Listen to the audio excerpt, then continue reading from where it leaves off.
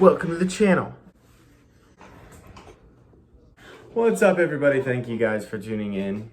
And today we're going to be reviewing and doing a couple tests involving the Benchmade Shootout. This is a standard OTF knife, also known as a switchblade. It is Benchmade's premium, but also one of their cheapest switchblades. And that is why I got it. A few simple features on here is a glass breaker on the end, extremely durable blade material, and a crew wear handle. I believe the crew wear is the handle. Once again, this is an OTF knife, which means that it is out the front. It's got a very nice coloring of the blade that hopefully you can see. It actually blends in with the wall back there.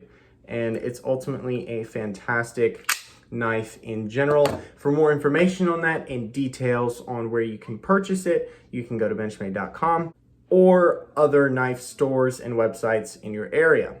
Today, the video is on the safety mechanism involving how much pressure can be applied before the blade stops as it is coming out of the front of the knife. So, what that means essentially is there's a safety mechanism within the knife that only allows the spring so much pressure when coming out of the knife and going back into the knife before it gets thrown off of its track, and then you have to lock it either in or out again for it to be put back on that track.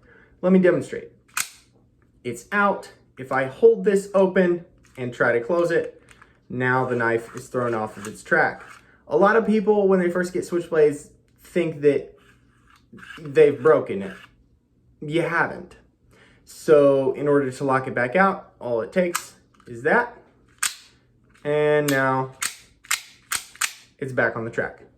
So today we're going to be testing and seeing how much pressure needs to be applied on the opening mechanism part of the knife in order for it to be thrown off of its track. We'll start at level 1 with a plastic bag. I'm going to just put it right up here like this, as you can see, and open it, and it goes straight through. As you can see, it did not throw the knife off of its track. That's a very low level of resistance. Secondly, let's try a paper towel. A little bit more resistance, maybe not, maybe just a different type of resistance, but let's open this.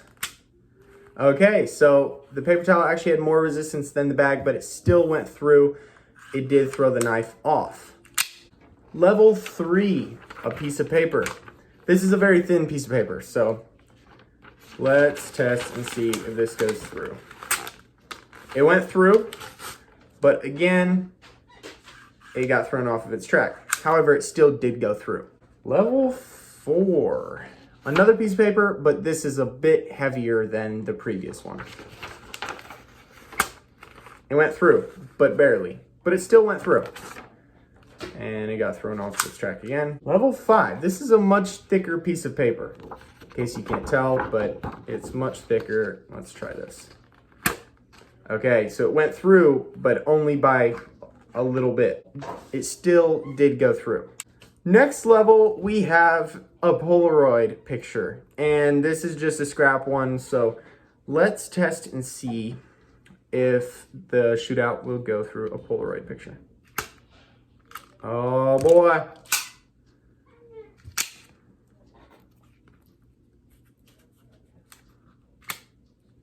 It went through, but barely went through. But it still did go through. Next level is a sock. So we're just gonna do one layer of the sock. Let's see if it goes through. Okay, it actually went through much easier than the Polaroid, which is quite interesting. But it did go through. One layer. Let's see about 2 layers. Oh, I can't tell if it really went through or not. Let's try that again. Maybe put a little bit more pressure here on holding it down.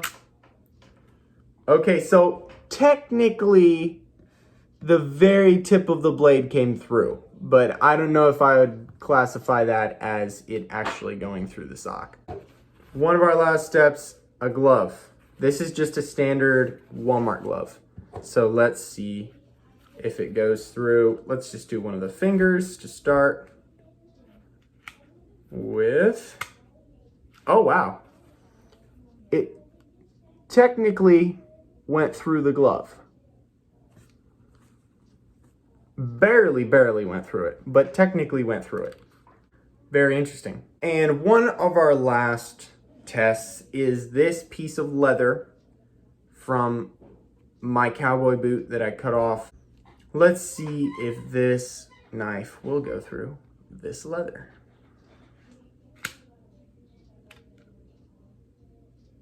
It did not go through. If any of you guys have cowboy boots, feel the thickness of that.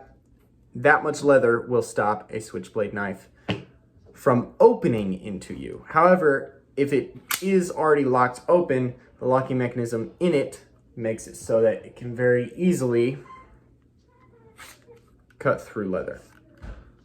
So you're not protected if you are wearing leather. That just means that it can't open if you're wearing leather. And now our last object to be tested is this piece of glass. It is about 1.5 centimeters thick. And frankly, I'm scared to do this because it could shatter. But I'm pretty sure it's gonna stop this.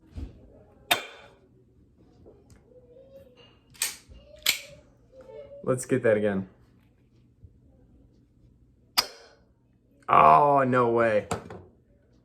So it actually did make a mark in the glass. And it vibrated a ton. So any more force and I think it probably would have broken it. But as you can see, it did make a mark in it.